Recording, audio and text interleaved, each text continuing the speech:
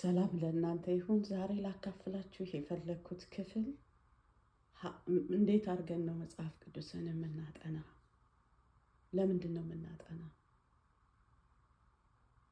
እንዴት ብናጠናው በህይወታችን መጠቀም እንችላለን በሚለው ርዕስ ነው የምናጠናው። መጽሐፍ ቅዱስ በራሱ የመንፈሳችን ምግብ ነው።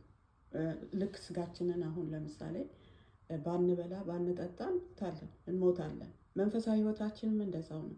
የእግዚአብሔርን ቃል ባንመገብ ባንጸልይ፣ እንደ የእግዚአብሔር ቃል እውቀቱ ለራሳችን ማለት ነው እውቀቱ ከሌለን መንፈሳዊ ህይወታችን እየደከመ ክርስቲያን ነን ብለን ቤተክርስቲያን ልንመላለስ እንችላለን። የተለያየ ቦታ ልንገኝ እንችላለን።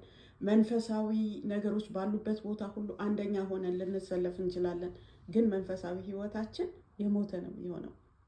መንፈሳዊ ምግብ መመገብ አለበት መንፈሳዊ ህይወታችን እንዲያድግ። ያ መንፈሳዊ ምግብ ደግሞ የእግዚአብሔር ቃል ነው። የእግዚአብሔርን ቃል ደግሞ ለመመገብ መጀመሪያ ዝቅ ማለት አለብን። የእግዚአብሔርን ሰዎች ታዩ እንደሆነ የእግዚአብሔርን ቃል የተቀበሉ ሙሴን ታዩት እንደሆነ በወጣትነቱ አይደለም የእግዚአብሔርን ቃል እግዚአብሔር አሽቶ ሰርቶ ከጨረሰው በኋላ ሀምብል ሲሆን ማለት ራሱን ዝቅ ሲያደርግ እግዚአብሔር ቃሉን ለሱ መግለጽ ጀመረ። እሱን ማነጋገር ጀመረ። ምን እንደሚያደርግ በእስራኤል ላይ ምን እንደሚፈልግ፣ ምን አይነት ስርዓት እንደሚፈልግ፣ ምን አይነት አካሄድ እንዲሄዱ የሚመርጣቸው ህዝቦቹ ምን መሆን እንዳለባቸው በሱ ፊት ለሙሴ መናገር ጀመረ። እግዚአብሔር ዝቅ እንድንል ይፈልጋል። መጽሐፍ ቅዱስን ስናጠናው ለሰዎች አናጥነው። እንደገና ደግሞ ሰውን ለማስደነቅ አናጥነው። ይሄ የእግዚአብሔር ቃል ነው። የሚያስፈራ ቃል ነው። የታላቁ የንጉሥ ቃል ነው። ግን በጣም ዝቅ ብለን እግዚአብሔር ሆይ አስተምረኝ። ምንድን ነው የሚለው ቃልህ? ምንድን ነው ለእኔ ህይወት የሚናገረው መጽሐፍ ቅዱስ? ምን እያለኝ ነው መጽሐፍ ቅዱስ? ምንድን ነው ስለ እግዚአብሔር መጽሐፍ ቅዱስ የሚናገረው? እንዴት ብዬ አፕላይ ላድርገው? ላይ እንዴት ብዬ ራሴ ላይ በህይወቱ በእግዚአብሔር ቃል እንዴት ልጠቀም? ብዙ ጊዜ መጽሐፍ ቅዱስን ማንበቡ ብቻ ጥቅም የለውም፣ መታዘዙ። ቃል እኮ ሰይጣንም ያውቃል። ጌታ ኢየሱስ ላይ ሲጠቅስበት ነበር። ይጠቅሳል፣ ትክክለኛ አይደለም እንጂ ይጠቅሳል። ቃል ማወቃቸው ሰዎችን ክርስቲያን አያስብላቸውም። ብዙ ስኮላር መሆናቸው፣ በጣም ዲግ መቆፈራቸው፣ ብዙ ቦታ ሄደው መማራቸው ክርስቲያን አያስብላቸውም። ብዙ ክርስቲያን ያልሆኑ ስኮላሮች አሉ።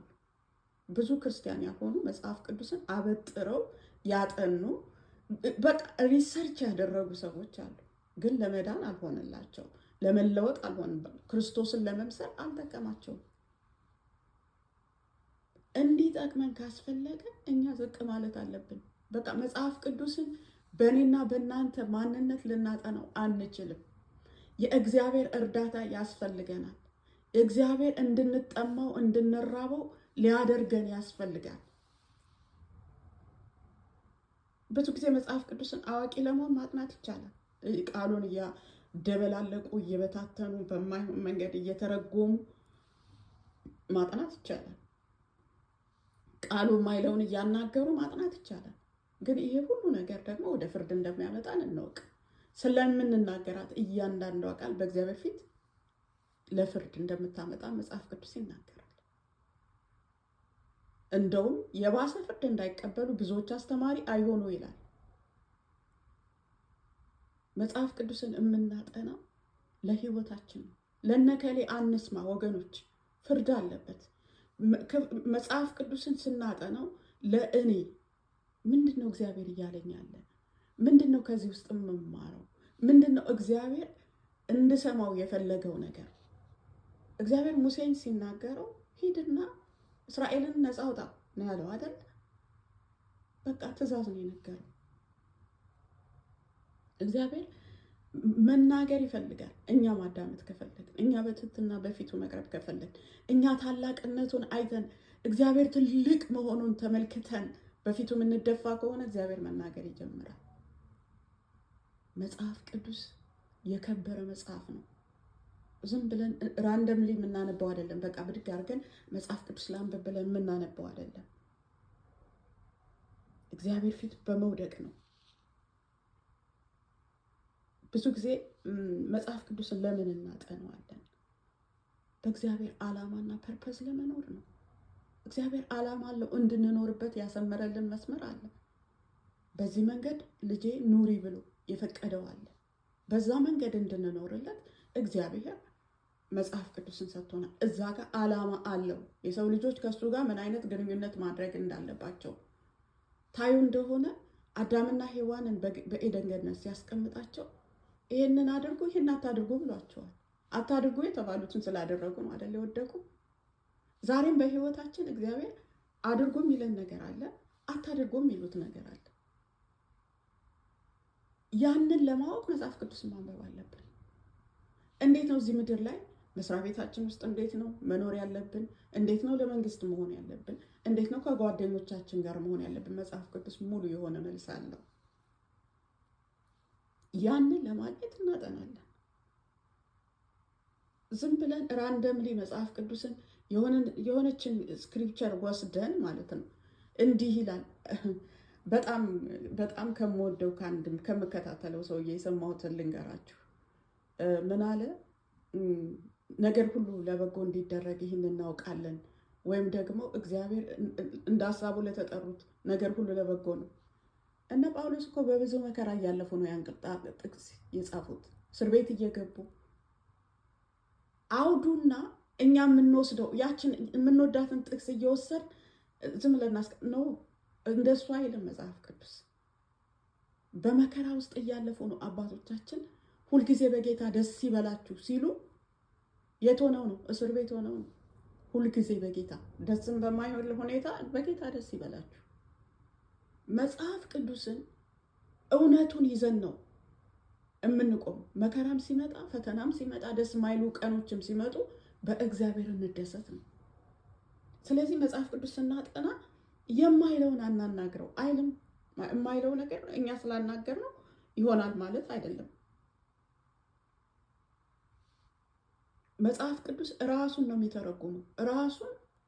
ራሱን በራሱ ይነግረናል። እንዲህ ነው እንደዚህ በቃ በትክክል የተጻፈ መጽሐፍ ነው እኛ እንድንረዳው። ግን ልንታዘዝ ደግሞ ይገባናል። መጽሐፍ ቅዱስን እግዚአብሔር እንድንኖርለት የሚፈልገው የራሱ የሆነ መመሪያ አለ።